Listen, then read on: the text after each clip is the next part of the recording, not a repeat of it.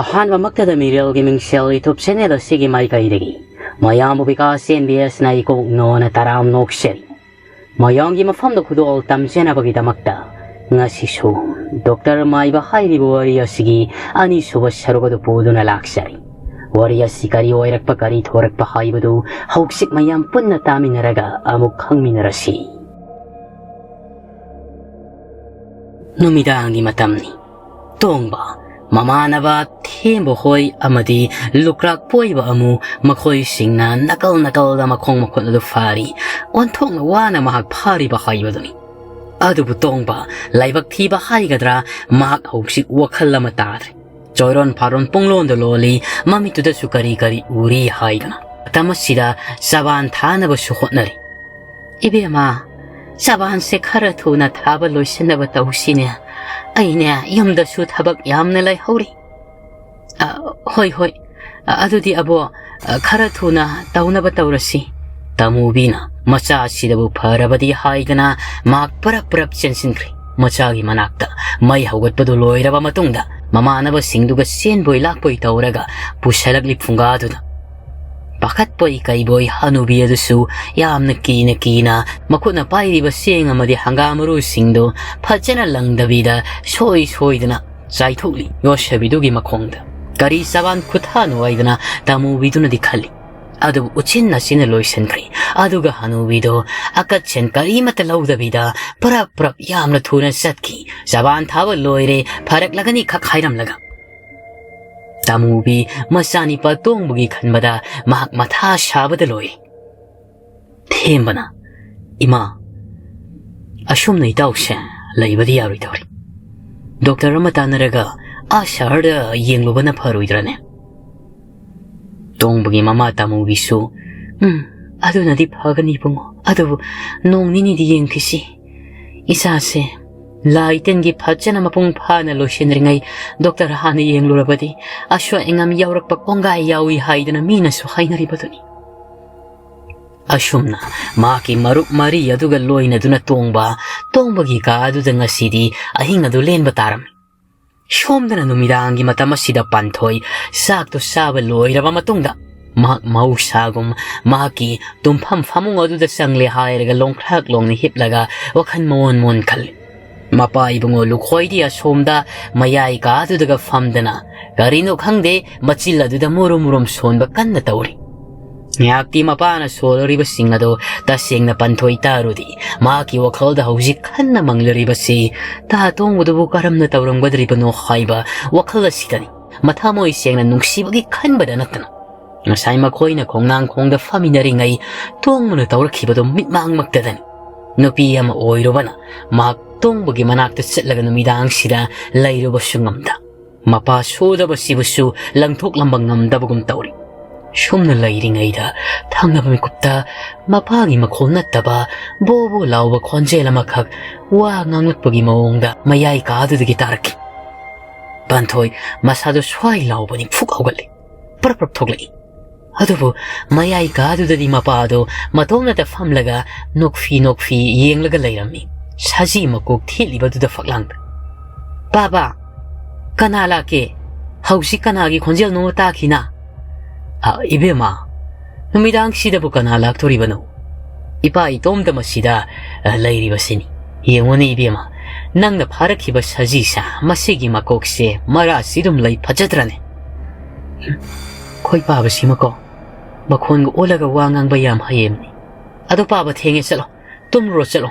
ꯄ꯭ꯔꯕꯞ ꯆꯪꯁꯤꯜꯂꯒ ꯃꯄꯥꯕꯨ ꯍꯨꯒꯠꯂꯒ ꯃꯄꯥꯒꯤ ꯇꯨꯝꯐꯝꯗꯨꯗ ꯄꯨꯁꯤꯜꯂꯛꯂꯦ ꯍꯥꯏꯔꯒ ꯀꯥꯡꯈꯜ ꯌꯦꯞꯁꯤꯜꯂꯒ ꯐꯖꯅ ꯃꯄꯥꯗꯨꯕꯨ ꯊꯝꯕꯤꯔꯝꯃꯤ꯫ ꯑꯗꯨꯒ ꯃꯍꯥꯛꯁꯨ ꯀꯥꯗ ꯄꯔꯞ ꯆꯪꯈ꯭ꯔꯦ꯫ ꯋꯥꯈꯜ ꯈꯟꯅ ꯃꯍꯥꯛꯁꯨ ꯍꯌꯦꯡ ꯅꯨꯃꯤꯠ ꯑꯁꯤꯗꯕꯨ ꯌꯧꯔꯕꯗꯤ ꯇꯣꯡꯕꯒꯤ ꯃꯅꯥꯛꯇ ꯆꯠꯆꯒꯗꯕꯅꯤ ꯍꯥꯏꯗꯅ ꯉꯥꯏꯉꯝꯗꯨꯅ ꯑꯗꯨꯃꯛ ꯄꯣꯊꯥꯈ꯭ꯔꯕ ꯑꯣꯏꯔꯦ꯫ ꯃꯍꯥꯛ ꯇꯨꯝꯈꯤꯕ ꯄꯨꯡꯈꯥꯏꯃꯨꯛꯀꯤ ꯃꯇꯨꯡꯗ ꯉꯁꯥꯏ ꯃꯍꯥꯛꯅ ꯇꯥꯈꯤꯕ ꯈꯣꯟꯖꯦꯜ ꯑꯗꯨꯃꯛꯅꯤ꯫ ꯕꯣ ꯂꯥꯎꯈꯩ ꯀꯔꯤꯒꯨꯝꯕ ꯋꯥꯍꯩ ꯈꯔ ꯁꯣꯟꯊꯥꯡꯅꯅ ꯉꯥꯡꯂꯤ꯫ ꯑꯗꯨꯒ ꯂꯨꯈꯣꯏꯁꯨ ꯅꯣꯀ꯭ꯔꯦꯝ ꯍꯥꯏꯈ꯭ꯔꯦꯝꯅꯕ ꯃꯍꯥꯛꯀꯤ ꯐꯃꯨꯡꯗꯨꯗꯒꯤ ꯈꯨꯝꯂꯤ꯫ ꯑꯅꯤꯁꯦ ꯑꯋꯥꯏ ꯑꯈꯨꯝꯅꯅ ꯋꯥꯔꯤ ꯁꯥꯟꯅꯕꯒꯤ ꯃꯑꯣꯡꯗꯅꯤ ꯇꯧꯔꯛꯂꯤꯕ꯫ ꯑꯗꯨꯕꯨ ꯈꯪꯈꯤꯗ꯭ꯔꯦꯗ ꯄꯥꯟꯊꯣꯏ ꯃꯍꯥꯛꯇꯤ꯫ ꯁꯤ ꯈꯛꯇꯁꯨ ꯅꯠꯇꯅ ꯀꯥꯡꯈꯜ ꯌꯦꯞꯁꯤꯜꯂꯒ ꯊꯝꯂꯝꯕ ꯂꯨꯈꯣꯏ ꯐꯃꯨꯡ ꯑꯗꯨꯗꯒꯤ ꯀꯨꯝꯊꯔꯛꯂꯤ꯫ ꯑꯗꯨꯕꯨ ꯌꯥꯝꯅ ꯉꯛꯂꯤꯕꯗꯤ ꯃꯈꯣꯡ ꯌꯦꯠ ꯊꯪꯕ ꯆꯤꯡꯂꯤꯕ ꯃꯍꯥꯛ ꯑꯗꯨ ꯀꯔꯤꯁꯨ ꯇꯧꯗꯕ ꯃꯤꯑꯣꯏ ꯑꯃꯒꯨꯝꯅ ꯃꯈꯣꯡꯗꯨ ꯊꯣꯔꯛꯂꯤ ꯃꯣꯡ ꯍꯥꯗꯅ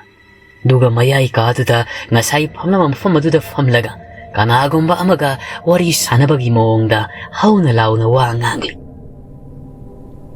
ꯄꯥꯟꯊꯣꯏ ꯏꯔꯦꯟꯖꯅ ꯇꯨꯝꯈ꯭ꯔꯕꯅꯤꯅ ꯇꯨꯝꯕ ꯐꯕꯤ ꯑꯣꯏꯕꯅꯤꯅ ꯇꯥꯗ꯭ꯔꯦ ꯃꯇꯝ ꯑꯁꯤꯗꯅꯤ ꯂꯨꯈꯣꯏ ꯐꯝꯂꯝꯕꯗꯒꯤ ꯑꯃꯨꯛ ꯐꯨꯛ ꯂꯥꯎꯅ ꯍꯧꯒꯠꯂꯛꯏ ꯑꯗꯨꯕꯨ ꯃꯁꯥꯁꯤ ꯀꯔꯤ ꯇꯧꯖꯔꯝꯂꯤꯕꯅꯣ ꯃꯐꯝ ꯑꯁꯤꯗ ꯀꯔꯝꯅ ꯐꯝꯂꯝꯂꯤꯕꯅꯣ ꯍꯥꯏꯕꯗꯨ ꯍꯧꯒꯠꯂꯛꯄ ꯃꯇꯝ ꯑꯁꯤꯗꯗꯤ ꯈꯪꯖꯗꯕꯒꯨꯝ ꯇꯧꯔꯤ ꯃꯈꯣꯡ ꯌꯦꯠ ꯊꯪꯕꯗꯁꯨ ꯁꯦꯛꯂꯤ ꯁꯦꯛꯂꯤ ꯇꯧꯔꯦ ꯃꯍꯥꯛꯅ ꯍꯧꯒꯠꯂꯛꯄꯅ ꯏꯕꯦꯝꯃ ꯏꯕꯦꯝꯃ ꯀꯧꯔꯒ ꯆꯥꯛꯈꯨꯝꯗ ꯆꯪꯉꯛꯏ ꯆꯥꯛꯈꯨꯝ ꯑꯗꯨꯗ ꯃꯆꯥꯅꯨꯄꯤ ꯂꯩꯕꯒꯤ ꯁꯃꯤꯜ ꯐꯪꯂꯛꯄꯗꯨꯗꯅꯤ ꯑꯗꯨꯕꯨ ꯆꯥꯛꯈꯨꯝꯗꯨꯗꯗꯤ ꯀꯅꯥꯁꯨ ꯂꯩꯔꯝꯗꯦ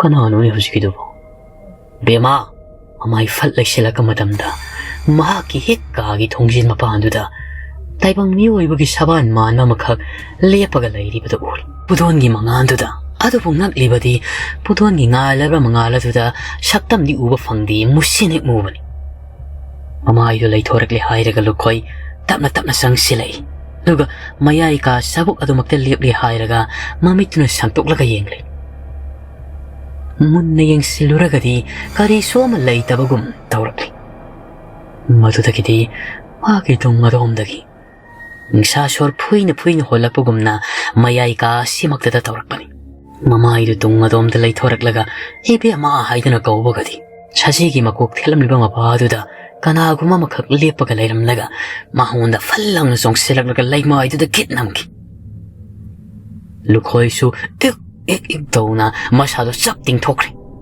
ꯃꯃꯤꯠꯇꯨꯗ ꯑꯔꯣꯏꯕ ꯑꯣꯏꯅ ꯎꯔꯤꯕꯗꯤ ꯁꯖꯤꯒꯤ ꯃꯀꯣꯛ ꯄꯥꯟꯕ ꯁꯕꯥꯅ ꯇꯥꯏꯕꯪ ꯃꯤꯑꯣꯏꯕꯒ ꯃꯥꯟꯅꯕ ꯃꯁꯥ ꯃꯌꯥꯡ ꯀꯪꯅ ꯁꯞꯅ ꯋꯥꯡꯕ ꯃꯗꯨꯃꯛꯅꯤ ꯎꯏ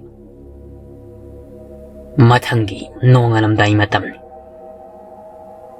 ꯃꯤꯀꯞ ꯊꯣꯔꯛꯂꯦ ꯍꯥꯏꯔꯒ ꯄꯥꯟꯊꯣꯏ ꯃꯍꯥꯛ ꯅꯥꯀꯜ ꯑꯃꯗ ꯑꯃꯨꯛ ꯆꯦꯞ ꯑꯃꯗ ꯑꯃꯨꯛ ꯆꯦꯞ ꯂꯩꯔꯤ ꯄꯨꯡꯕꯨ ꯀꯌꯥ ꯇꯥꯈ꯭ꯔꯕꯅꯣ ꯈꯪꯗꯦꯅꯦ ꯉꯟꯗꯤ ꯉꯜꯂꯝꯒꯤꯗꯧ ꯃꯥꯜꯂꯦ ꯅꯍꯥꯟꯋꯥꯏ ꯁꯥ ꯇꯟꯕ ꯃꯇꯝꯗ ꯍꯦꯛ ꯍꯧꯒꯠꯄ ꯃꯇꯝꯗꯨꯅꯤꯅꯦ ꯑꯩꯕꯨ ꯍꯧꯒꯠꯂꯒ ꯍꯦꯛ ꯇꯥ ꯇꯣꯡꯕ ꯍꯣꯏꯗ ꯆꯠꯂꯨꯔꯗ꯭ꯔꯅꯦ ꯑꯩ ꯅꯨꯄꯤꯅꯤꯀꯣ ꯆꯠꯂꯨꯕꯗꯤ ꯌꯥꯏ ꯍꯥꯏꯕꯕꯨ ꯑꯩꯕꯨ ꯐꯖꯅ ꯑꯃꯇ ꯉꯥꯡꯅꯕꯤꯔꯣ ꯅꯨꯃꯤꯠꯅ ꯃꯄꯨꯡ ꯐꯥꯅ ꯐꯔꯕ ꯀꯥꯟꯗ ꯌꯨꯝꯒꯤ ꯊꯕꯛ ꯏꯪꯈꯥꯡ ꯂꯣꯏꯁꯤꯜꯂꯝꯂꯒ ꯆꯠꯂꯒꯦ ꯁꯨꯝꯅ ꯃꯍꯥꯛꯅ ꯃꯆꯤꯜ ꯑꯗꯨꯗ ꯁꯣꯅ ꯃꯃꯤꯠꯇꯨ ꯎꯏꯔꯣꯝ ꯎꯏꯊꯔꯛꯄꯒꯅꯤ ꯀꯔꯤꯒꯨꯝꯕ ꯃꯈꯣꯏꯒꯤ ꯃꯌꯥꯏ ꯀꯥ ꯑꯁꯤꯗ ꯅꯤꯡꯁꯥꯁꯣꯔ ꯑꯃ ꯆꯥꯎꯅ ꯍꯣꯟꯕꯒꯨꯝ ꯇꯧꯔꯛꯂꯤꯕ ꯃꯁꯥꯗꯨ ꯇꯨꯈ꯭ꯌꯥꯎ ꯁꯨꯡꯏ ꯍꯣꯜꯂꯤꯕ ꯅꯤꯡꯁꯥꯁꯣꯔ ꯈꯨꯍꯣꯟꯗꯨ ꯇꯥꯏꯕꯪ ꯃꯤꯑꯣꯏꯕꯒꯤꯗꯤ ꯃꯥꯟꯗꯦ ꯁꯥ ꯁꯟꯒꯤ ꯅꯨꯡꯁꯥꯁꯣꯔ ꯈꯨꯍꯣꯟ ꯃꯃꯥꯏꯗꯨ ꯂꯩꯊꯣꯛꯂꯒ ꯃꯌꯥꯏ ꯀꯥ ꯑꯗꯨꯗ ꯌꯦꯡꯂꯨꯕꯗ ꯃꯩꯗꯤ ꯄꯨꯡꯃꯝ ꯃꯝꯃꯒ ꯂꯩ ꯃꯥꯒꯤ ꯀꯥꯒꯤ ꯊꯥꯎꯃꯩ ꯑꯁꯤꯗꯤ ꯃꯉꯥꯜ ꯉꯥꯅ ꯉꯥꯜꯂꯔꯦ ꯀꯅꯥꯅꯣꯅꯦ ꯇꯞꯅ ꯀꯨꯝꯊꯔꯛꯂꯦ ꯍꯥꯏꯔꯒ ꯄꯨꯗꯣꯟꯗꯨ ꯊꯥꯡꯁꯤꯜꯂꯒ ꯃꯍꯥꯛꯅ ꯆꯪꯂꯛꯄ ꯃꯇꯝꯗꯨꯗꯤ ꯃꯥꯒꯤ ꯃꯃꯤꯠꯃꯛꯅ ꯎꯗ꯭ꯔꯤꯉꯩꯗ ꯃꯌꯥꯏ ꯀꯥꯗꯨꯗ ꯀꯨꯜꯂꯒ ꯂꯩꯔꯝꯕ ꯀꯔꯤꯒꯨꯝꯕ ꯑꯃꯈꯛ ꯃꯃꯤ ꯑꯣꯏꯅ ꯍꯧꯒꯠꯈ꯭ꯔꯦ ꯍꯥꯏꯔꯒ ꯐꯛꯂꯥꯡꯗꯨꯗ ꯇꯞꯅ ꯂꯩꯈꯤꯕꯒꯨꯝ ꯇꯧꯈꯤ ꯆꯪꯁꯤꯜꯂꯛꯄ ꯀꯥꯟꯗꯗꯤ ꯃꯄꯥꯗꯨ ꯂꯣꯡꯊ꯭ꯔꯥꯛ ꯂꯣꯡꯅ ꯇꯥꯔꯒ ꯂꯩꯔꯝꯂꯤꯕꯗꯨ ꯎꯔꯤ ꯃꯇꯤꯟꯒ ꯑꯔ ꯇꯥꯈꯩ ꯄꯥꯕꯥ ꯃꯄꯥꯒꯤ ꯃꯅꯥꯛ ꯆꯪꯁꯤꯜꯂꯤ ꯑꯗꯨꯕꯨ ꯃꯄꯥꯗꯨꯗꯤ ꯀꯧꯕ ꯂꯥꯡꯕ ꯑꯗꯨꯃꯛ ꯇꯥꯈꯤꯗ꯭ꯔꯤ ꯅꯥꯀꯜ ꯑꯀꯣꯏꯕꯗꯨꯗ ꯀꯅꯥꯒ ꯂꯩꯔꯝꯕ ꯖꯥꯠꯅꯣ ꯑꯣꯏꯗꯨꯅ ꯆꯤꯡꯅꯅ ꯌꯦꯡꯉꯤ ꯑꯗꯨꯕꯨ ꯀꯅꯥꯁꯨ ꯎꯗꯦ ꯈꯨꯠ ꯂꯩꯁꯤꯜꯂꯛꯄꯗ ꯁꯖꯤꯒꯤ ꯃꯀꯣꯛ ꯐꯛꯂꯥꯟꯗ ꯊꯦꯠꯂꯤꯕꯗꯨꯗ ꯑꯃꯨꯛ ꯃꯍꯥꯛ ꯌꯦꯡꯁꯜꯂꯨꯕꯗ ꯈꯪꯄ꯭ꯔꯦꯛ ꯈꯪꯕꯅꯤ ꯄꯥꯕꯥ ꯍꯥꯏꯗꯅ ꯍꯔꯥꯎ ꯊꯔꯥꯎꯅ ꯀꯞꯄ ꯍꯧꯔꯛꯂꯦꯗꯣ ꯅꯣꯡ ꯃꯄꯨꯡ ꯐꯥꯅ ꯉꯥꯟꯈ꯭ꯔꯦ ꯅꯨꯡꯁꯥꯅꯒ ꯌꯥꯡꯅ ꯁꯥꯔꯛꯂꯕ ꯃꯇꯝꯅꯤ ꯂꯩꯀꯥꯏꯒꯤ ꯃꯤꯑꯣꯏ ꯈꯔ ꯃꯍꯥꯛꯅ ꯀꯞꯄ ꯊꯥꯕꯗꯒꯤ ꯆꯪꯁꯤꯜꯂꯛꯄꯗ ꯑꯣꯏꯔꯝꯂꯤꯕ ꯐꯤꯕꯝ ꯑꯗꯨꯗ ꯃꯌꯥꯝ ꯆꯪꯗꯅ ꯂꯥꯏꯀꯠꯅꯔꯤ ꯅꯨꯄꯥ ꯅꯍꯥ ꯑꯃꯅ ꯏꯕꯦꯝꯃ ꯅꯄꯥꯒꯤꯁꯦ ꯅꯤꯡꯁꯥ ꯁꯨꯔꯕꯛꯇꯤ ꯍꯣꯜꯂꯦ ꯑꯗꯨꯕꯨ ꯑꯃꯥꯏꯕ ꯑꯃꯥꯏꯕꯤ ꯑꯝꯇꯪ ꯀꯧꯔꯒ ꯌꯦꯡꯂꯨꯕꯅ ꯐꯒꯗ꯭ꯔꯥ ꯉꯥꯏꯍꯥꯛꯇꯪ ꯌꯦꯡꯈꯤꯁꯤ ꯄꯥꯕꯁꯦ ꯑꯁꯨꯝꯅ ꯁꯨꯝ ꯃꯔꯛꯇ ꯂꯦꯛꯊꯒꯟꯕꯁꯨ ꯌꯥꯎꯕꯅꯤ ꯅꯨꯄꯥ ꯑꯃꯅ ꯑꯃꯨꯛ ꯍꯥꯏꯔꯛꯏ ꯕꯦꯝꯃ ꯍꯥꯏꯁꯨ ꯍꯥꯏꯕꯅꯤ ꯃꯃꯥꯡꯗꯁꯨ ꯃꯥꯏꯕ ꯃꯥꯏꯕꯤꯒꯤ ꯍꯤꯗꯥꯛ ꯂꯥꯡꯊꯛꯀ ꯊꯥꯗꯅ ꯅꯄꯥꯁꯦ ꯌꯦꯡꯉꯦꯗꯅꯤ ꯄꯥꯎ ꯇꯥꯏ ꯌꯦꯡꯉꯦ ꯃꯥꯃ ꯑꯗꯨ ꯑꯣꯏꯔꯕꯗꯤ ꯅꯈꯣꯏ ꯁꯍꯔꯔꯣꯝꯗ ꯈꯠꯂꯒ ꯗꯥꯛꯇꯔ ꯑꯃꯒ ꯇꯥꯟꯅꯔꯒ ꯌꯦꯡꯊꯣꯛꯂꯨꯕꯅ ꯐꯔꯣꯏꯗ꯭ꯔꯅꯦ ꯁꯨꯝꯅ ꯁꯨꯝ ꯅꯝꯖꯜꯂꯒ ꯊꯝꯕꯁꯦ ꯅꯨꯡꯉꯥꯏꯕ ꯍꯧꯅꯗꯦ ꯃꯄꯥꯁꯤꯁꯨ ꯑꯍꯜꯒꯤ ꯃꯇꯝꯒ ꯑꯣꯏꯁꯤꯜꯂꯛꯄꯅꯤ ꯃꯁꯥꯁꯤꯁꯨ ꯅꯣꯡꯃ ꯅꯣꯡꯃꯒꯤ ꯁꯣꯟꯖꯟꯕ ꯍꯦꯟꯖꯜꯂꯛꯂꯤꯕꯅꯤꯅꯦ ꯁꯨꯝꯅ ꯍꯥꯏꯔꯤꯉꯩꯗ ꯑꯁꯣꯝꯗꯒꯤ ꯀꯞꯅ ꯂꯥꯎꯅꯔꯛꯄꯒꯤ ꯃꯈꯣꯜ ꯇꯥꯔꯛꯏ ꯑꯌꯨꯛꯀꯤ ꯃꯇꯝ ꯑꯁꯤꯗ ꯃꯈꯣꯏꯒꯤ ꯈꯨꯜꯁꯤꯅꯒ ꯄꯤꯛꯄꯅꯤ ꯍꯧꯅ ꯂꯥꯎꯅ ꯇꯥꯔꯤ ꯃꯍꯩ ꯃꯍꯩ ꯆꯦꯟꯊꯣꯛꯅꯔꯒ ꯁꯨꯃꯥꯡ ꯃꯇꯣꯜꯗꯨꯗ ꯂꯦꯞꯂꯒ ꯇꯥꯅꯔꯤ ꯍꯩ ꯑꯁꯤꯗꯤ ꯏꯅꯦ ꯇꯃꯨꯕꯤ ꯍꯣꯏꯗꯅꯤꯅꯦ ꯍꯥꯏꯗꯅ ꯆꯦꯟꯊꯣꯛꯅꯈ꯭ꯔꯦ ꯂꯣꯏꯅꯃꯛ ꯃꯁꯤꯗ ꯃꯍꯥꯛꯇꯤ ꯃꯄꯥꯕꯨ ꯊꯝꯂꯝꯂꯒ ꯆꯦꯜꯂꯨꯕꯁꯨ ꯆꯠꯂꯨꯕꯁꯨ ꯌꯥꯗꯒꯨꯝ ꯇꯧ ꯇꯣꯡꯕ ꯍꯣꯏꯗ ꯂꯩꯀꯥꯏꯒꯤ ꯅꯨꯄꯤ ꯑꯃꯅꯤꯒ ꯅꯤꯄꯥ ꯑꯃꯈꯛꯀ ꯃꯄꯥꯕꯨ ꯁꯦꯟꯅꯔꯒ ꯂꯩꯍꯧꯔꯤ ꯑꯁꯣꯝꯗꯅ ꯇꯃꯨꯕꯤ ꯑꯃꯗꯤ ꯇꯣꯡꯕꯒꯤ ꯃꯃꯥꯟꯅꯕ ꯃꯈꯣꯏ ꯃꯔꯤ ꯑꯗꯨꯒ ꯍꯦꯛꯇ ꯈꯥ ꯋꯥꯡ ꯀꯣꯏꯆꯦꯟ ꯆꯦꯟꯗꯨꯅ ꯅꯣꯡꯉꯥꯜꯂꯛꯄꯗ ꯇꯣꯡꯕ ꯂꯩꯔꯝꯗ꯭ꯔꯦꯅ ꯀꯣꯏꯊꯤ ꯊꯤꯔꯤ ꯇꯁꯦꯡꯅꯃꯛ ꯃꯈꯣꯏ ꯃꯔꯤꯗꯣ ꯅꯣꯡꯉꯥꯜꯂꯝꯗꯥꯏ ꯃꯇꯝ ꯐꯥꯎ ꯋꯥꯅ ꯁꯪꯖꯔꯝꯕꯅꯤ ꯑꯍꯤꯡ ꯑꯗꯨꯃ ꯇꯣꯡꯕꯕꯨ ꯑꯗꯨꯕꯨ ꯑꯍꯤꯡ ꯇꯨꯝꯂꯛꯇꯕꯒꯤ ꯍꯧꯅꯕꯤ ꯅꯣꯡꯉꯥꯜꯂꯝꯗꯥꯏ ꯉꯥꯏꯍꯥꯛ ꯑꯣꯏꯊꯔꯨꯕꯗꯨꯗꯅꯤ ꯃꯈꯣꯏꯅ ꯃꯃꯤꯠ ꯁꯤꯡꯂꯛꯄ ꯅꯣꯡꯉꯥꯜꯂꯛꯄꯗ ꯇꯣꯡꯕ ꯂꯩꯔꯝꯗ꯭ꯔꯦ ꯊꯤꯕ ꯌꯥꯕ ꯌꯦꯡꯕ ꯌꯥꯕ ꯂꯩꯔꯛ ꯈꯨꯜꯂꯛ ꯑꯃꯗꯤ ꯌꯨꯝ ꯑꯁꯤꯒꯤ ꯑꯀꯣꯏꯕꯗ ꯌꯦꯡꯂꯦ ꯀꯧꯔꯤ ꯑꯗꯨꯕꯨ ꯇꯥꯈꯤꯗ꯭ꯔꯤ ꯐꯪꯈꯤꯗ꯭ꯔꯤ ꯅꯨꯃꯤꯠꯁꯤꯒꯤ ꯅꯨꯡꯊꯤꯜꯒꯤ ꯃꯇꯝ ꯌꯧꯁꯤꯜꯂꯛꯂꯤ ꯍꯧꯖꯤꯛ ꯐꯥꯎꯕ ꯃꯣꯈꯜ ꯇꯥꯔꯛꯄꯗꯤ ꯂꯩꯇ꯭ꯔꯤ ꯂꯨꯈꯣꯏ ꯃꯄꯤ ꯆꯗꯨꯝ ꯇꯥꯅ ꯀꯞꯆꯕ ꯅꯠꯇꯅ ꯄꯟꯊꯣꯏ ꯎꯄꯥꯏ ꯂꯩꯇ꯭ꯔꯤ ꯃꯄꯥꯒꯤꯗꯃꯛ ꯈꯜꯂꯒ ꯋꯥꯈꯜ ꯅꯨꯡꯉꯥꯏꯔꯣꯏꯗ꯭ꯔꯥ ꯅꯠꯇ꯭ꯔꯒꯅ ꯃꯊꯃꯣꯏꯅꯨꯡꯗ ꯅꯨꯡꯁꯤ ꯁꯥꯌꯧ ꯍꯨꯟꯈ꯭ꯔꯕ ꯇꯣꯡꯕꯒꯤꯗꯃꯛ ꯈꯜꯂꯒ ꯃꯍꯥꯛ ꯀꯞꯅꯤꯡꯂꯤꯕ꯭ꯔꯥ ꯑꯅꯤꯃꯛꯁꯤ ꯌꯥꯟꯁꯟꯅꯗꯨꯅ ꯃꯍꯥꯛ ꯇꯧꯐꯝ ꯈꯪꯗꯕ ꯍꯥꯏꯕꯗꯨ ꯑꯣꯏꯔꯗꯨꯅ ꯄꯦꯟꯅ ꯀꯞꯂꯤ ꯅꯨꯃꯤꯗꯥꯡꯒꯤ ꯃꯇꯝ ꯑꯣꯏꯁꯤꯜꯂꯛꯄ ꯃꯇꯝ ꯑꯗꯨꯗ ꯃꯄꯥ ꯏꯕꯨꯡ ꯂꯨꯈꯣꯏ ꯃꯃꯤꯠ ꯁꯤꯡꯉꯛꯂꯤ ꯑꯗꯨꯒ ꯀꯔꯤꯁꯨ ꯇꯧꯗꯕꯒꯨꯝ ꯐꯨꯛ ꯂꯥꯎꯅ ꯍꯧꯒꯠꯂꯛꯂꯤ ꯍꯥꯏꯔꯒ ꯃꯈꯣꯏ ꯃꯤꯌꯥꯝ ꯃꯃꯥꯡ ꯑꯗꯨꯗ ꯐꯝꯂꯤ ꯃꯌꯥꯝ ꯀꯩꯗꯧꯕ ꯌꯥꯎꯕꯤꯔꯒꯦꯅꯦ ꯍꯧꯖꯤꯛꯄꯨ ꯑꯩ ꯅꯥꯛꯇ ꯂꯣꯏ ꯀꯣꯏꯁꯤꯜꯂꯒ ꯂꯩꯔꯝꯂꯤꯁꯤꯕꯣ ꯌꯨꯝꯂꯛ ꯀꯩꯔꯛ ꯌꯨꯝꯂꯣꯟꯅꯕꯁꯤꯡꯒꯤ ꯅꯨꯄꯤ ꯅꯨꯄꯥ ꯈꯔꯁꯨ ꯌꯥꯎꯔꯤꯕꯅꯤ ꯂꯨꯈꯣꯏꯒꯤ ꯃꯑꯣꯡꯗꯨ ꯎꯕꯗ ꯃꯈꯣꯏꯗꯤ ꯑꯉꯛꯄ ꯑꯃ ꯄꯣꯛꯈ꯭ꯔꯤ ꯑꯌꯨꯛꯁꯨ ꯆꯥꯛ ꯆꯥꯕ ꯅꯠꯇꯦ ꯑꯗꯨꯒ ꯃꯁꯥꯁꯦ ꯇꯒꯠ ꯇꯒꯠ ꯇꯦꯛꯅ ꯍꯧꯒꯠꯂꯛꯂꯦ ꯍꯥꯏꯔꯒ ꯂꯦꯞꯂꯝꯂꯒ ꯑꯃꯨꯛ ꯐꯝꯊꯈꯤꯕꯁꯤꯗ ꯄꯥꯟꯊꯣꯏꯁꯨ ꯃꯄꯥꯅ ꯋꯥꯈꯜ ꯇꯥꯔꯛꯂꯕꯗꯨꯗ ꯑꯗꯨꯗꯤ ꯄꯥꯕ ꯏꯅꯦ ꯍꯣꯏ ꯇꯥꯗ ꯈꯣꯏ ꯌꯨꯝꯗ ꯌꯧꯕꯤꯔꯕꯁꯨ ꯌꯥꯔꯦ ꯑꯩ ꯇꯥ ꯇꯣꯡꯕ ꯍꯣꯏꯗ ꯑꯃꯨꯛꯇ ꯆꯠꯂꯒ ꯍꯪꯂꯨꯈꯤꯒꯦ ꯐꯨꯛ ꯍꯧꯒꯠꯂꯒ ꯆꯦꯟꯈ꯭ꯔꯦ ꯇꯣꯡꯕ ꯍꯣꯏꯗ ꯉꯥꯏꯈꯣꯅꯦ ꯅꯪꯕꯨ ꯉꯥꯏꯈꯣꯅꯦꯗꯅ ꯅꯨꯄꯤ ꯂꯩꯍꯧꯔꯤꯕꯁꯤꯡ ꯑꯗꯨꯅ ꯍꯥꯏꯔꯤ ꯑꯗꯨꯕꯨ ꯇꯥꯗꯕꯤ ꯄꯥꯟꯊꯣꯏꯗꯤ ꯆꯦꯟꯈ꯭ꯔꯦ ꯄ꯭ꯔꯞ ꯆꯦꯜꯂꯛꯂꯦ ꯍꯥꯏꯔꯒ ꯇꯣꯡꯕꯒꯤ ꯃꯌꯨꯝ ꯌꯧꯔꯛꯄ ꯃꯇꯝꯗꯗꯤ ꯇꯣꯡꯕꯒꯤ ꯃꯃꯥ ꯏꯕꯦꯝꯃ ꯇꯃꯨꯕꯤ ꯃꯪꯒꯣꯜ ꯑꯗꯨꯗ ꯐꯝꯂꯒ ꯃꯃꯥꯏ ꯃꯃꯤꯠ ꯏꯄꯣꯝ ꯄꯣꯝꯉꯩ ꯀꯞꯄꯒ ꯂꯩꯔꯝꯃꯤ ꯂꯩꯀꯥꯏ ꯈꯨꯜꯒꯤ ꯃꯤꯑꯣꯏ ꯀꯌꯥꯁꯨ ꯂꯩꯔꯤ ꯁꯤ ꯈꯛꯇꯁꯨ ꯅꯠꯇꯅ ꯇꯣꯡꯕꯒꯤ ꯃꯔꯨꯞ ꯃꯔꯤ ꯑꯗꯨꯁꯨ ꯅꯥꯀꯜ ꯅꯥꯀꯜꯗ ꯃꯀꯣꯛ ꯃꯔꯨ ꯏꯆꯥꯎ ꯆꯥꯎꯉꯩ ꯃꯪꯗꯨꯅ ꯂꯩꯔꯤ ꯂꯩꯀꯥꯏꯁꯤꯒꯤ ꯑꯍꯜ ꯑꯣꯏꯔꯕ ꯅꯤꯄꯥ ꯑꯃꯈꯛꯅ ꯕꯦꯝꯃ ꯁꯨꯝꯅ ꯁꯨꯝ ꯂꯩꯕꯗꯤ ꯌꯥꯔꯣꯏꯗꯧꯔꯤ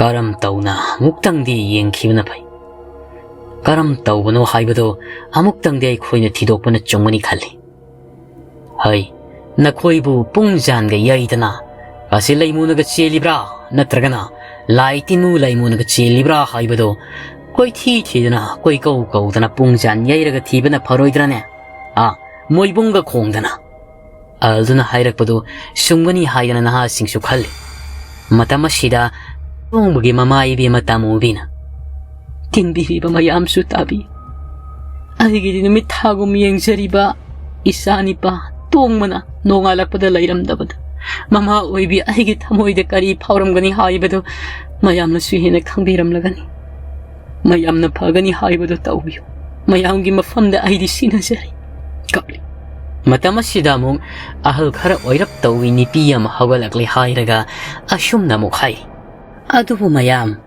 ꯑꯗꯨꯅ ꯑꯗꯨ ꯑꯣꯏ ꯍꯥꯏꯔꯒ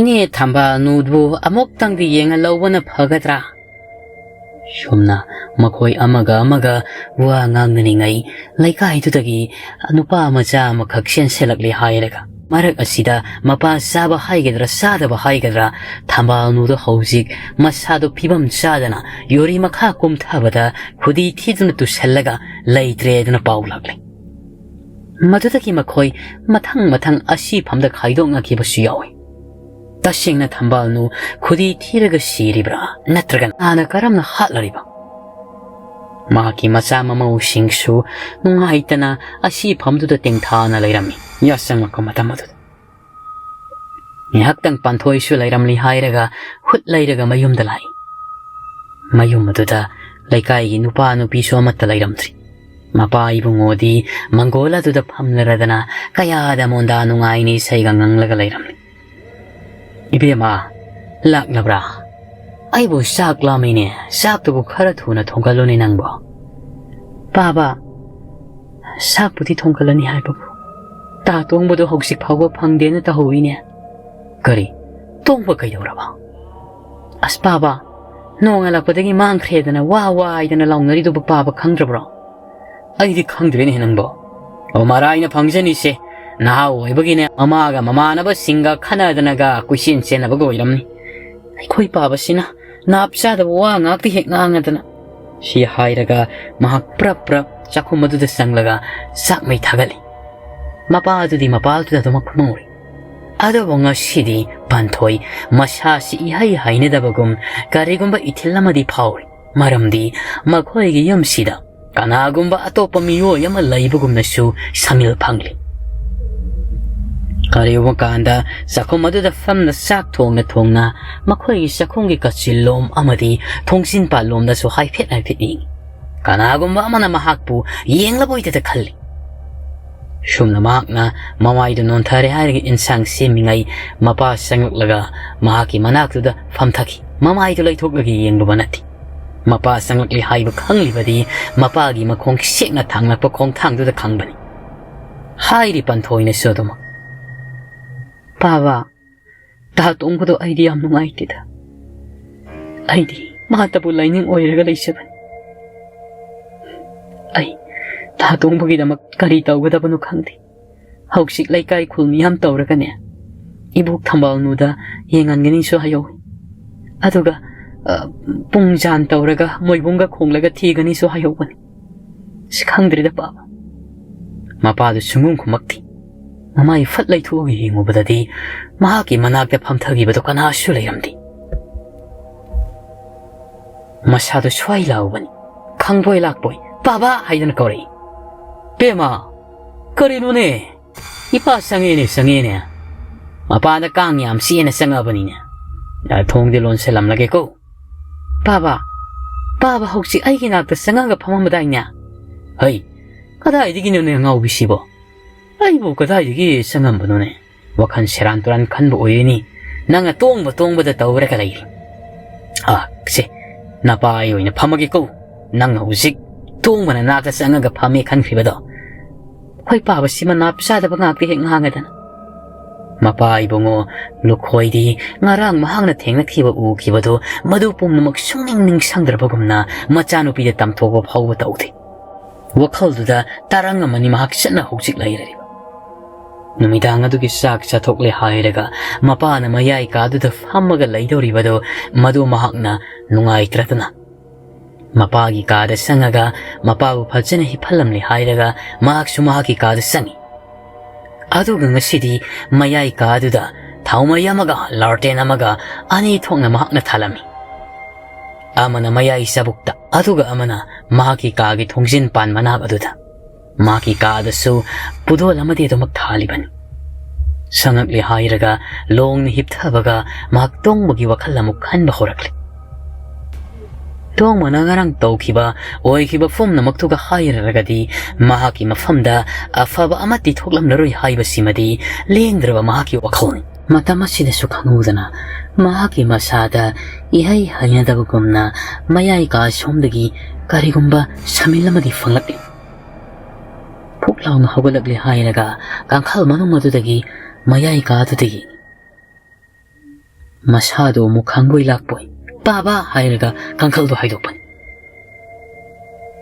ꯑꯗꯨꯕꯨ ꯃꯌꯥꯏ ꯀꯥꯗꯨꯗꯗꯤ ꯀꯅꯥꯁꯨ ꯂꯩꯔꯝꯗꯦ ꯀꯥꯡꯈꯜ ꯃꯅꯨꯡ ꯑꯗꯨꯗꯒꯤ ꯌꯦꯡꯕꯗꯗꯤ ꯃꯍꯥꯛꯀꯤ ꯊꯣꯡꯖꯤꯟꯄꯥꯟ ꯁꯤꯗꯒꯤ ꯈꯤꯇꯪ ꯆꯠꯊꯣꯛꯂꯦ ꯍꯥꯏꯔꯒ ꯃꯄꯥ ꯆꯞ ꯆꯥꯅ ꯂꯦꯞꯄꯒ ꯂꯩꯕ ꯎꯈꯤꯕꯅꯤ ꯑꯩꯈꯣꯏ ꯄꯥꯕ ꯅꯠꯇ꯭ꯔꯅꯦ ꯍꯧꯖꯤꯛꯀꯤꯗꯨꯕꯣ ꯊꯣꯛꯂꯛꯏ ꯃꯌꯥꯏ ꯀꯥꯗꯨꯗꯤ ꯀꯔꯤꯁꯨ ꯂꯩꯔꯝꯗꯦ ꯄꯥꯕ ꯀꯧꯏ ꯃꯄꯥꯗꯤ ꯐꯃꯨꯡꯗꯒꯤ ꯕꯦꯝꯃ ꯀꯩꯗꯧꯔꯒꯦꯅꯦ ꯅꯪꯕꯣ ꯑꯩ ꯇꯨꯝꯊꯔꯨꯔꯕꯅꯤꯅꯦ ꯀꯩꯗꯧꯔꯒꯦ ꯏꯄꯥ ꯍꯧꯒꯠꯂꯛꯀꯦꯁꯦ ꯌꯥꯔꯦ ꯄꯥꯕ ꯍꯤꯞꯊꯕꯤꯔꯣ ꯑꯩ ꯄꯥꯕ ꯊꯣꯛꯂꯛꯄ꯭ꯔꯥ ꯍꯥꯏꯗꯅ ꯁꯨꯝ ꯀꯧꯕꯅꯤ ꯊꯣꯛꯇꯦ ꯏꯄꯥ ꯍꯤꯞꯊꯔꯦꯀꯣ Hoi Paba. Amuk sangaaga hirenjena phamung aduda he kakhatpagan. Mapagi ka somdagi krek krek law makola makhakta. Paba kaino hojiki-duba? Hai. Yawanbada phamungse makhon thokpanine. Aigi phamungsisu kuirabanina sungga sarabra khangdeda. Paba sima. Ado Paba, phamung makhon thokpase phatte hainabani. Hayeng ama salhannaba tawrase asonggi ta tomba hoida. Hoi. Tomo. Sungselaga maksu irenjena tom. Matam aduda ngaklibadi. Nokmi siapna phamung aduda hipli. Kanana mapalu khoina. Agi nakal adudana sasigi makok panba. Masana taibang miyoibuduna tawbadasu hipli. Makoy animakto michana na yengnari. Ngalingay matamdudagi haure hairaraga. Miyamado tambalnugi mathomngam loisin kibada ngairaduna. Midangi matamasida thinanaba moibong kongna pungjan tillaga kaunanabani haidana lainaribani. Laikai kuli ahal singi taglakpa pautaki matung inna thenglaraba ahing sabukta thibanadi phagani. Hek mangbaga thihauba oiba tarabadi numit lairingai thihauba oiragadi phaba. Adubu thambalnugi misi adugi matangda yamgidraba ja khara khaktaba khonsisu loinamak satlubana.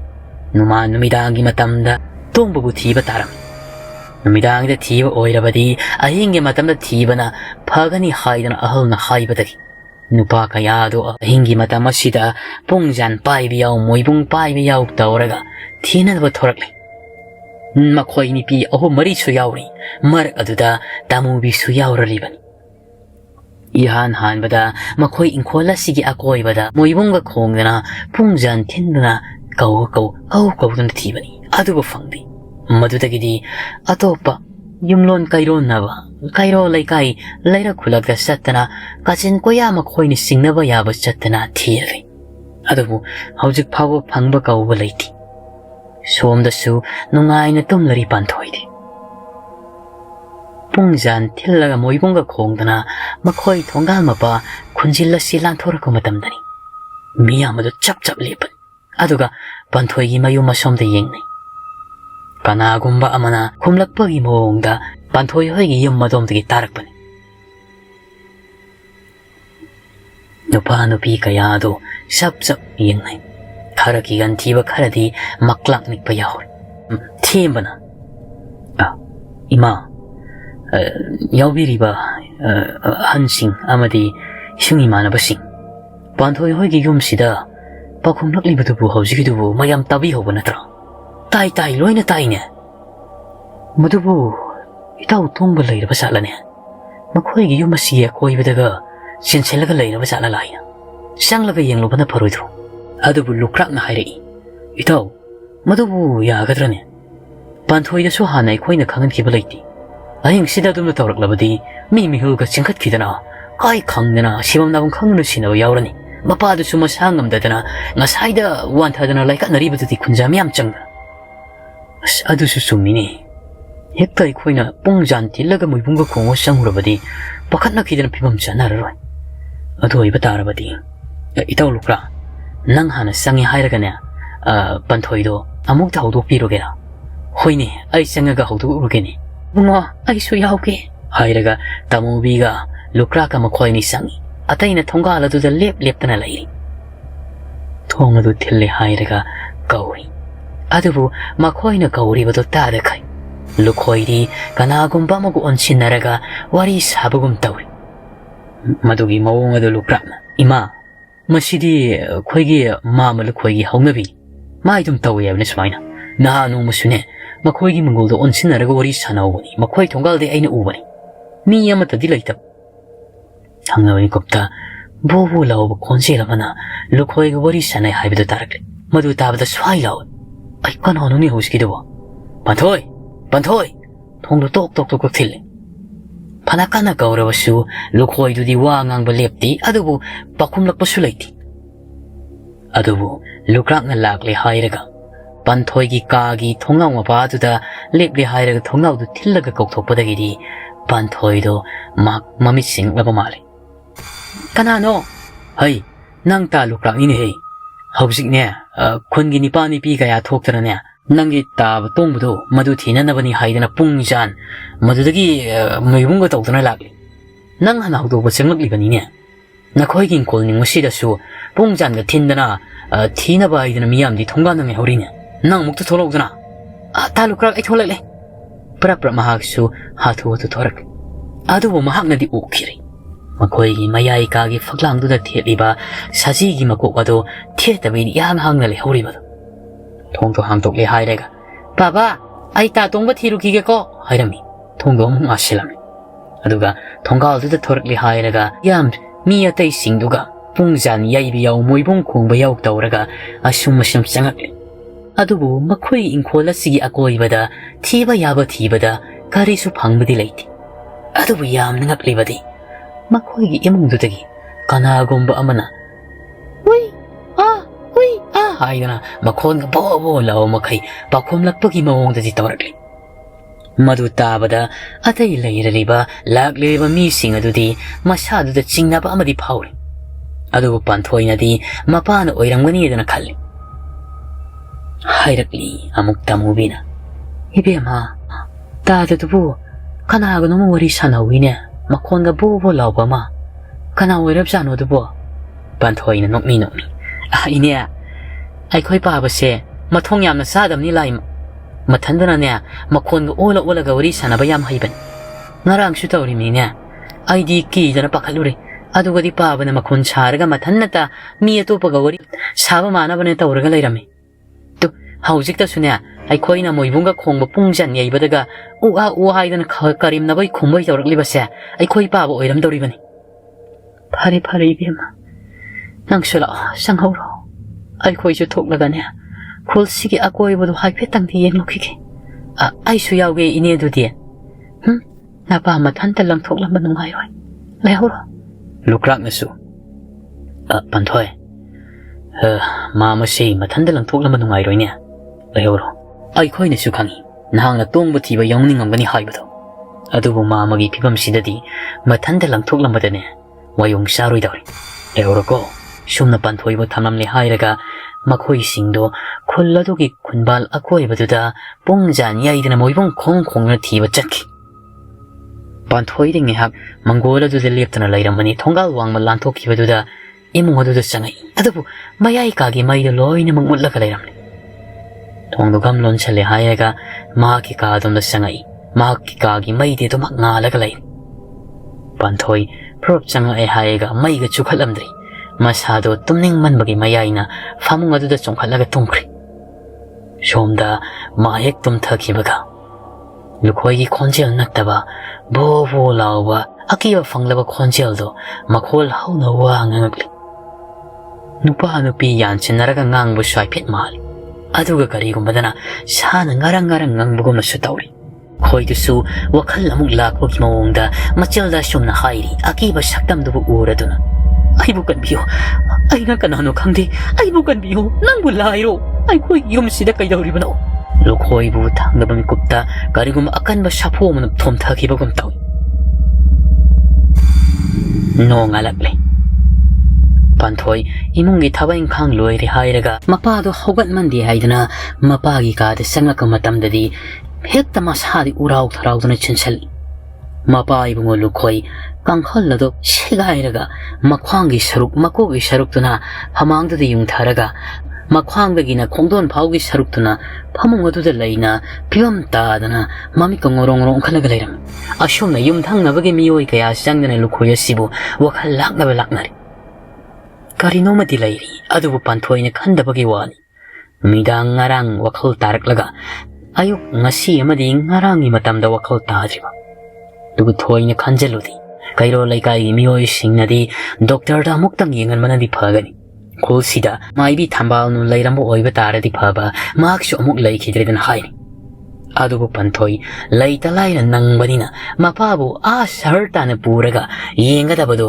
mak ngamlamdi sida sunattana tongmagi phibamna kari oikraba haibado ma khangdi wakhalladuna tarang satna mangol machi du da phamnaga lai Mapai bungun lukhoi laibak phaba khai kadra thawai makti manghodre adumak wakhal ta da bakhaktani shomdana ngarang thiba chatluwada phanglaktrabagi hausikti matha sabada loi khredo wakhal na su mamli tamubido machani pa tongbudabu kadai waida leiramgadribo Karigumba pibam tadana sibu oiramlagasu asiba haksang paudi phangba yai haidana mai wa laungarakle nungthilgi matam panthoi wakhal nungaitana maning asomda sangakli hainaga maning maya du da sai ba kholiba singdo loisel mapa du sukari su tahaudrabanina yumlon kairon nabagi nipi kharaga manaktale hauri Pantoina shumwai silingaida kangaudana karigumba yam sanglaba sambulna makhak yom silaga makhoi maning aduda phatta haudi marak aduda targa leiram libado thengna makhul aduna paikhalaga yengbada angakpani ma ki mareptagi hena sambulla sina sangba asukki matik helari mashado akiba amashiyari haram tawri bano haida Thangnam Gupta, Pakat Boy Kai Boy, Sambul Ladu Lagdana, Makoi Maningi Wapal Lasum the Langshin Kri. Wapal Laduda, Sambul do Tilaga Sangtana Laimai to the Soro Suru Dargali. Pantoi, Masado Swai Laudon of Preparator. Mahang Hik Toglak Pagani. Lepaгаlayam Liba, Shumanga Duda, Kanano Leblam Liba. Tamu Bidoni. Tombugi Maruloi Maria de Suyauri.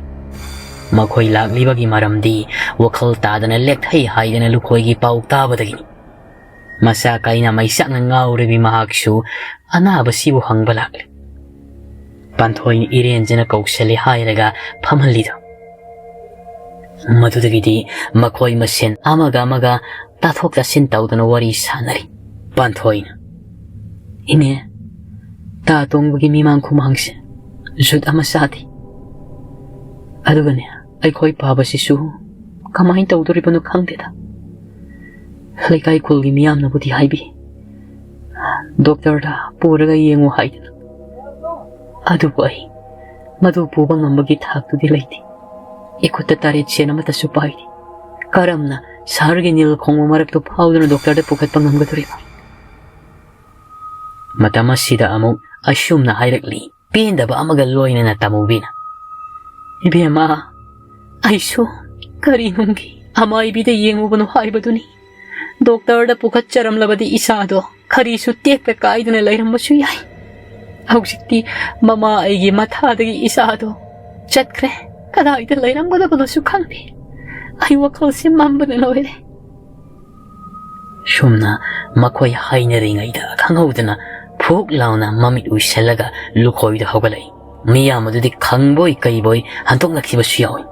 Panthoi chang silak hairaga Baba haidana kaukse adubu mapado bakuma matapidi mamit adudi pangdana uro laina mamaido akoi baduda lairi mamioi singa sida onsel magum taw aduga mu masado dam launa takri fak mathak aduda miyamado ekta pakhanna boy kai boy yom sinnabani aduga di khangauda thangnabam kupta makut masado chap launa tingthorak le lukhoi aduga makut masa singdo tang thekpu prok mathanda thekser pahuri masa mathanda prok thupsilaga theksila pugum tori nupa nupi kaya do sanglaga phana bo honabni lukhoi adubu angakpani yot akanba thekpa ngamdaba mukpa phaba ngamdabagi maungda khudakta chaina khul phangna machinda su launa lukhoi masagi saru serang singdo prek singthekna makhwangi saru du fawba pura laithekla Mapaigi saru, makutki saru, pulap konsilaga, khudakta singkhairaga siredo lukhoi. Madu uda hekta laikai khungi miyam singadudi mathabak yainabani. Akibana su thumatkri. Panthoi di akiba pumnamak tungoi naramlaga, mamit ngoro ungkhallaga, maraiga sangna tingthoklaga chikhaina thupsilaga teklaga sirriba mapaduda yengna, o khunge kaple. Masa sida mapa sigi minungsi khaktana ngasi phawi hingbasu ngamjerakpani adubu mitmang muktada karam tawribanu khangdana mapa du phibam sadana sibaduda panthoidi khudak aduda wanthakri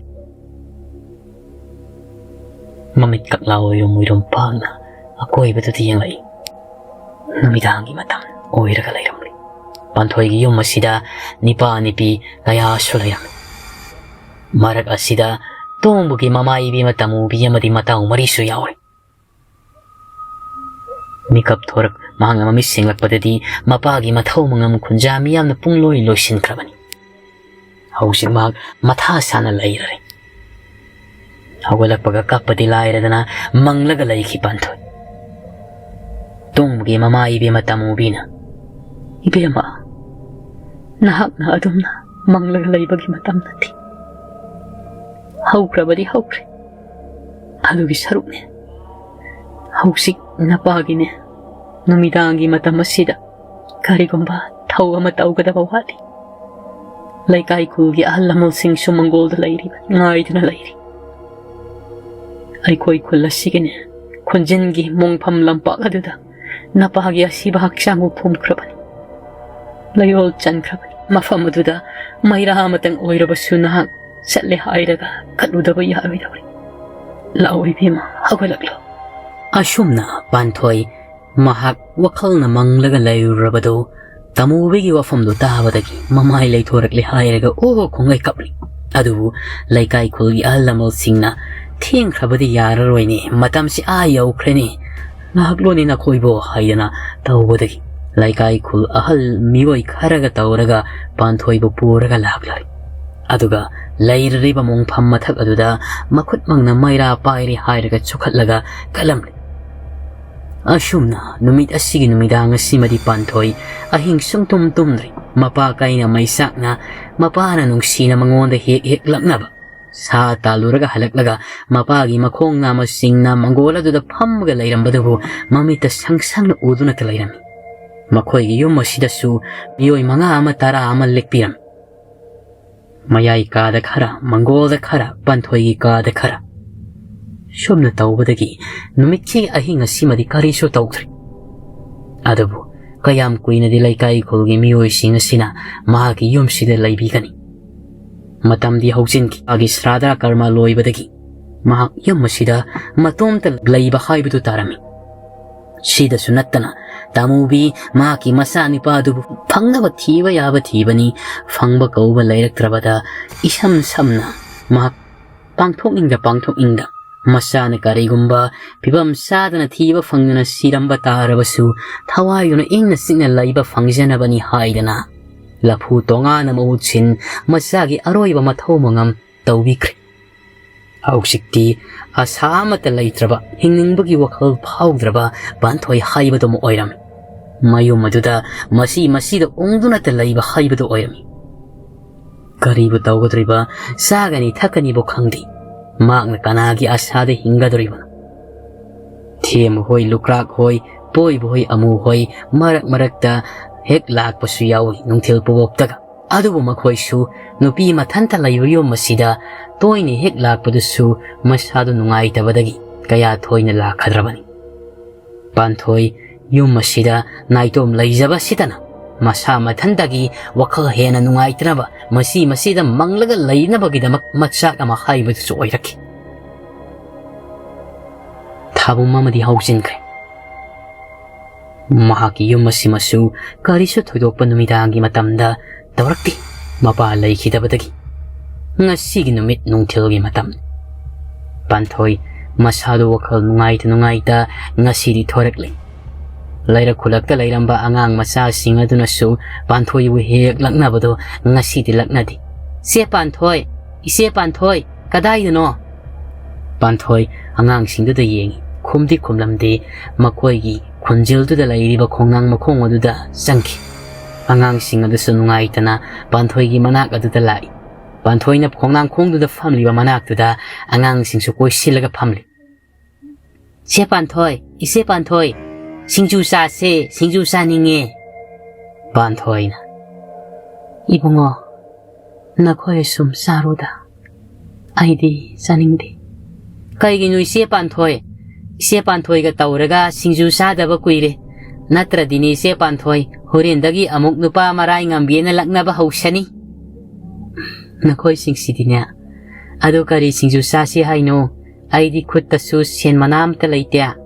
ꯑꯗꯨꯒꯤꯕꯨꯗꯤ ꯏꯆꯦ ꯄꯥꯟꯊꯣꯏ ꯂꯩꯀꯥꯏꯒꯤ ꯂꯝꯕꯤ ꯃꯄꯥꯟꯗ ꯍꯧꯕ ꯍꯩꯕꯤ ꯃꯅꯥꯁꯤꯡꯗꯣ ꯃꯇꯣꯟꯁꯤꯡꯗꯣ ꯍꯦꯛꯂꯛꯂꯒꯦ ꯑꯗꯨꯒ ꯑꯇꯣꯞꯄ ꯃꯈꯣꯏꯁꯤꯡꯁꯤꯅꯅꯦ ꯁꯤꯡꯖꯨ ꯃꯆꯜ ꯄꯤꯔꯨꯛꯑꯣ ꯇꯨꯅꯤꯡꯈꯣꯛꯑꯣ ꯍꯦꯛꯆꯔꯛꯑꯅꯤ ꯊꯨꯝ ꯃꯣꯔꯣꯛ ꯄꯨꯊꯣꯛꯄ ꯌꯥꯎ ꯑꯃ ꯌꯥꯎ ꯇꯧꯔꯒꯅꯦ ꯏꯆꯦ ꯄꯥꯟꯊꯣꯏ ꯍꯣꯏꯗ ꯁꯤꯡꯖꯨ ꯆꯥꯁꯦꯕ ꯍꯣꯏ ꯍꯣꯏ ꯑꯗꯨꯗꯤ ꯐꯔꯦ ꯃꯆꯜꯁꯤꯡꯗꯣ ꯂꯥꯡꯉꯨꯔꯣ ꯆꯠꯂꯣ ꯑꯗꯨꯒꯅꯦ ꯑꯩꯈꯣꯏ ꯌꯨꯝꯗ ꯆꯪꯉꯧꯀꯣ ꯍꯣꯏ ꯍꯥꯏꯔꯒ ꯑꯉꯥꯡꯁꯤꯡꯗꯣ ꯃꯊꯨꯟ ꯊꯥꯡꯒꯠꯇꯅ ꯈꯣꯡꯉꯥꯎ ꯖꯤꯔꯤ ꯖꯤꯔꯤ ꯅꯥꯟꯗꯕꯒ ꯃꯈꯨꯠ ꯅꯥꯝꯃꯅ ꯄꯥꯏꯔꯒ ꯃꯅꯞ ꯊꯨꯠ ꯊꯨꯠ ꯆꯤꯡꯈꯠꯂꯣꯏ ꯆꯦꯟꯅꯈꯤ ꯄꯥꯟꯊꯣꯏꯗꯤ ꯉꯥꯏꯍꯥꯛ ꯈꯣꯡꯅꯥꯡ ꯈꯣꯡ ꯑꯗꯨꯗ ꯐꯝꯅ ꯃꯍꯥꯛ ꯂꯩꯔꯤ ꯃꯍꯥꯛꯅ ꯐꯝꯂꯤꯕ ꯃꯐꯝ ꯑꯁꯤꯃꯛ ꯅꯣꯡꯃ ꯇꯣꯡꯕꯒ ꯃꯈꯣꯏ ꯄꯨꯂꯞ ꯐꯝꯃꯤꯟꯅꯔꯤꯉꯩ ꯇꯣꯡꯕꯅ ꯂꯦꯛꯊꯈꯤꯕ ꯃꯐꯝ ꯑꯗꯨꯅꯤ ꯋꯥꯈꯜ ꯑꯗꯨꯗꯤ ꯑꯁꯨꯛꯀꯤ ꯃꯇꯤꯛ ꯅꯨꯡꯉꯥꯏꯇꯕ ꯍꯥꯏꯕꯗꯨꯃꯗꯤ ꯑꯣꯏꯔꯕꯅꯤ ꯄꯥꯟꯊꯣꯏ ꯑꯗꯨꯕꯨ ꯃꯍꯥꯛꯅ ꯈꯪꯗ ꯎꯗꯕꯒꯤ ꯋꯥꯅꯤ ꯑꯀꯤꯕ ꯐꯪꯂꯔꯕ ꯃꯁꯝꯅ ꯁꯣꯔꯣ ꯁꯣꯔꯣ ꯁꯥꯡꯂꯔꯕ ꯋꯥꯡꯈ꯭ꯔꯪ ꯋꯥꯡꯂꯔꯕ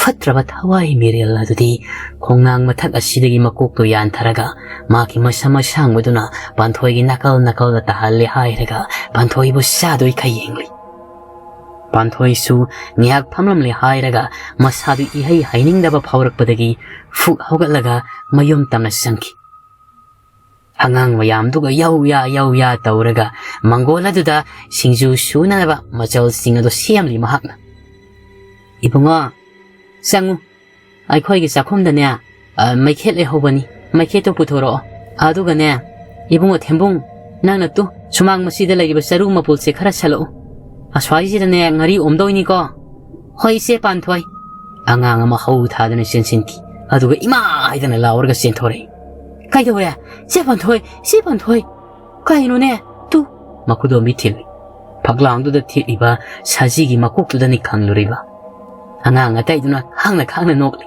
ꯐꯥꯛ ꯍꯥꯏꯗꯅ ꯃꯈꯨꯗꯣꯝꯕꯤ ꯊꯤꯜꯂꯒ ꯏꯆꯦ ꯄꯥꯟꯊꯣꯏ ꯈꯪꯉꯦ ꯅꯪꯒꯤ ꯁꯖꯤ ꯃꯀꯣꯛꯁꯤ ꯍꯧꯖꯤꯛ ꯂꯦꯡꯉꯛꯏꯕ ꯑꯩꯉꯣꯟꯗꯅꯦ ꯃꯌꯥ ꯀꯥꯊꯣꯔꯛꯏꯕ ꯌꯦꯡꯉꯣ ꯍꯥꯏꯗꯅ ꯃꯌꯥꯝꯁꯤꯡ ꯑꯗꯨ ꯅꯣꯛꯅꯔꯤ ꯄꯥꯟꯊꯣꯏꯅ ꯏꯁ ꯀꯤꯕ꯭ꯔꯅꯤ ꯁꯤꯕꯣ ꯆꯠꯂꯣ ꯍꯩ ꯅꯈꯣꯏ ꯀꯅꯥꯅꯣꯃ ꯆꯪꯉꯣ ꯃꯥ ꯌꯥꯝ ꯀꯤꯔꯦꯌꯦ ꯃꯁꯤ ꯃꯤꯀꯤ ꯊꯤꯅꯤ ꯑꯩꯒ ꯂꯛꯅꯕꯗꯅ ꯃꯍꯥꯛꯅ ꯃꯀꯣꯛ ꯁꯤꯡꯉꯤꯕ ꯑꯗꯨꯒ ꯁꯖꯤ ꯃꯀꯣꯛ ꯑꯁꯤꯕꯁꯤꯗꯒ ꯈꯪꯉꯤꯅꯦ ꯁꯤ ꯄꯥꯟꯊꯣꯏ ꯑꯁꯦꯡꯕꯅꯦ ꯌꯥꯔꯦ ꯇꯥꯅꯤꯡꯗꯦꯁꯦ ꯆꯠꯂꯣ ꯅꯪꯁꯨꯅꯦ ꯑꯇꯩ ꯃꯅꯥ ꯃꯁꯤꯡ ꯃꯆꯜꯁꯤꯡꯁꯦ ꯇꯤꯟꯒ ꯌꯥꯎꯕ꯭ꯔꯥ ꯈꯜꯂꯣ ꯑꯉꯥꯡ ꯑꯅꯤ ꯑꯍꯨꯝ ꯆꯪꯂꯒ ꯉꯥꯔꯤꯗꯣ ꯂꯧꯊꯣꯛꯂꯒ ꯑꯣꯝꯂꯤ ꯍꯥꯏꯔꯒ ꯁꯤꯡꯖꯨ ꯐꯖꯅ ꯁꯨꯔꯒ ꯋꯥꯈꯜ ꯅꯨꯡꯉꯥꯏꯇꯕ ꯑꯋꯥꯕꯗꯣ ꯀꯥꯎꯊꯣꯛꯂꯒ ꯃꯍꯥꯛ ꯆꯥꯔꯤ ꯁꯤꯡꯖꯨ ꯆꯥꯕ ꯂꯣꯏꯕꯒ ꯑꯉꯥꯡꯁꯤꯡꯁꯨ ꯁꯨꯃꯥꯡ ꯊꯦꯂꯣꯡ ꯌꯦꯅꯈꯥ ꯂꯨꯈꯥꯗꯨꯗ ꯀꯣꯏꯆꯦꯟ ꯆꯦꯟꯅ ꯁꯥꯟꯅꯔꯝꯕꯗꯒꯤ ꯌꯥꯆꯪꯂꯛꯄ ꯃꯇꯝ ꯌꯧꯔꯛꯄꯗ ꯊꯣꯡꯒꯥꯜꯂꯣꯝꯗ ꯆꯦꯟꯊꯣꯛꯅꯈ꯭ꯔꯤ ꯃꯊꯟꯅꯇ ꯄꯥꯟꯊꯣꯏ ꯃꯍꯥꯛ ꯃꯄꯥꯅ ꯍꯦꯛ ꯉꯥꯗꯨꯅ ꯐꯝꯂꯝꯕ ꯃꯪꯒꯣꯜ ꯎꯈꯣꯡ ꯇꯦꯟꯗꯨꯗ ꯉꯥꯔꯒ ꯂꯩ ꯑꯗꯨꯒ ꯅꯨꯃꯤꯠ ꯑꯗꯨꯗ